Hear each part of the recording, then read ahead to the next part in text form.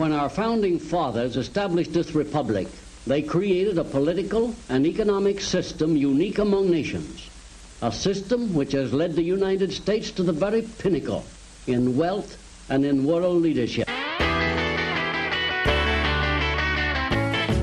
In the last few weeks, we've seen events take place which would have seemed unimaginable just a couple of years ago.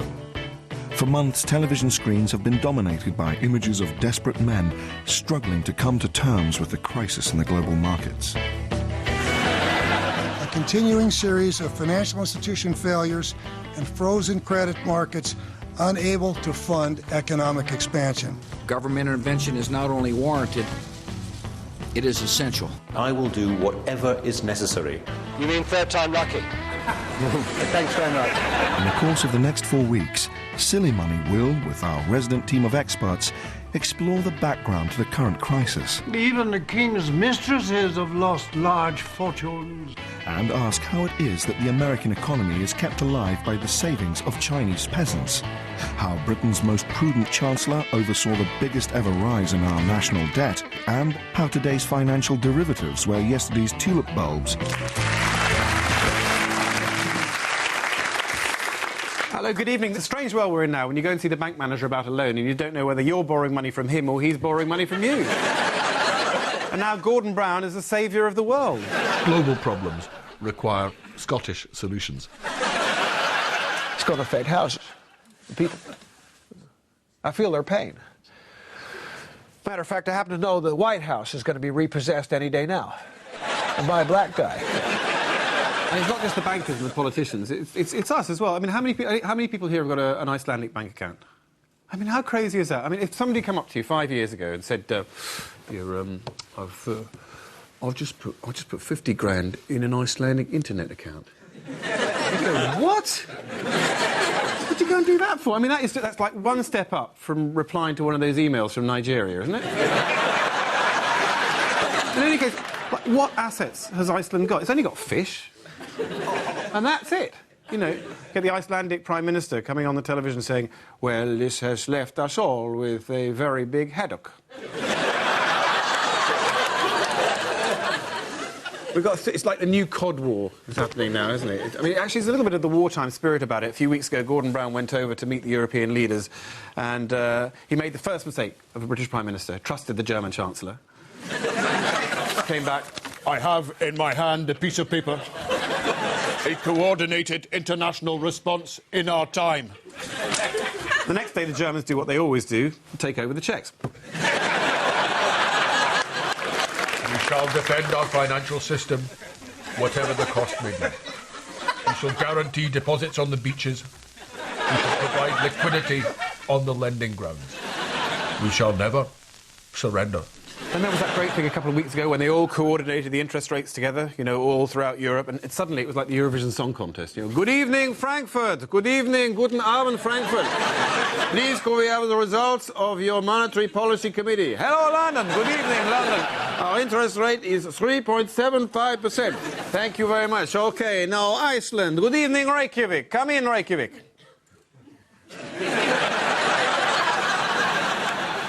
Even the church has got involved with the Archbishop of Canterbury criticising the hedge funds for short-selling bank shares. There are frequent references to banking in the Bible, not all of them complimentary. In the beginning, God created the world. The light part he called triple A. The dark part he called subprime. And on the eighth day, God created the derivatives market. The trouble with all this is it's very difficult to understand, even for the people who work in it. Back in 2006, the head of the Mortgage Bankers Association was questioned about the rise in subprime debts. He said, as we can clearly see, no seismic financial occurrence is about to overwhelm the United States economy. Even better was Lehman's head of quantitative equity strategies, who said, events that models only predicted would happen once in 10,000 years happened every day for 3 days. Turns out their models were called Tracy and Lynette and specialised in lingerie. So who knows anything? Well, there's always Peter Baring, chairman of Baring's Bank, who told one of the directors of the Bank of England that it was, quote, not actually terribly difficult to make money in the securities business. That was in 1993. Just over a year later, the bank went bust with losses of £862 million. Gosh, £862 million.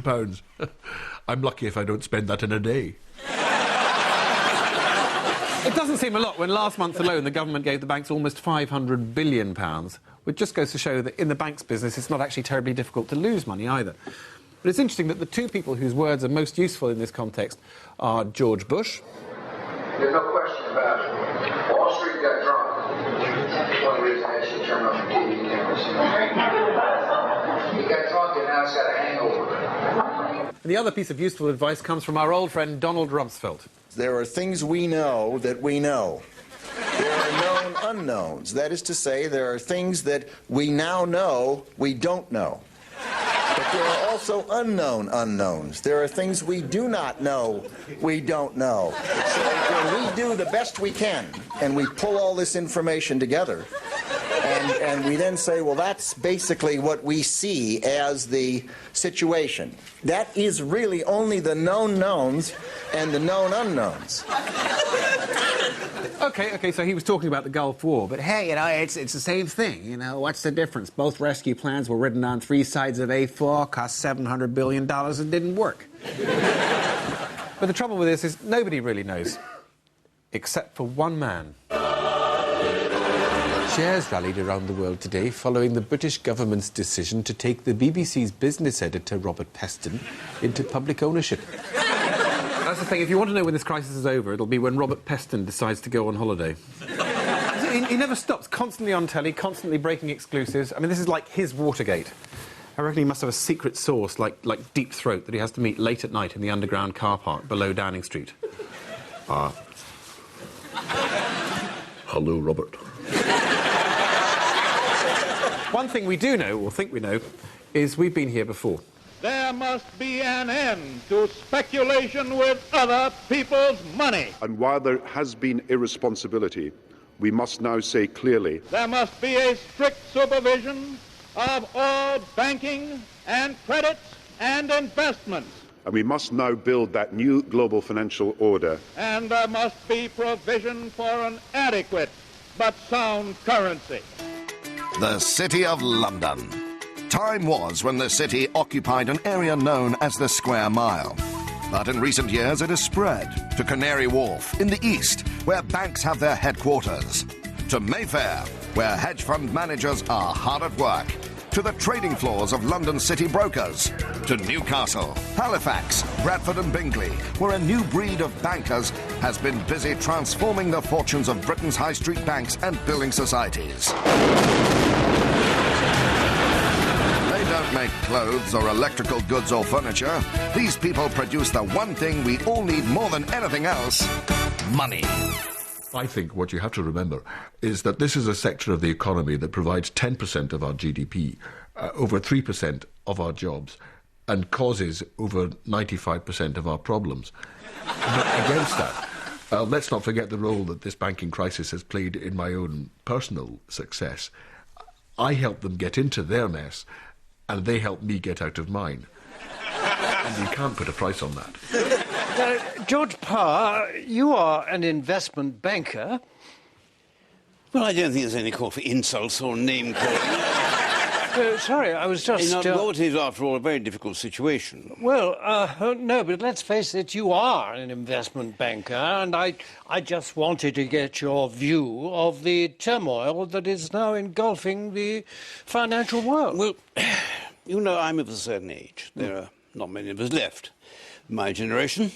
And I can look back at a time when the world seemed a simpler place, with some sense of certainty and order.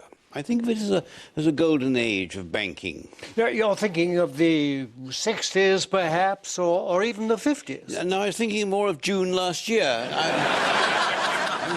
Why can't we go back to a time when people took the word of a banker as gospel, you know? Now when you get suspicion, finger-pointing, everybody asking all sorts of difficult questions. What sort of questions? Oh, well, I don't know, the sort of nitpicking, pointless things like, well, I don't know, you know, where's the money gone? As if I'm supposed to know. But it's generally thought that it is people like you who are responsible for this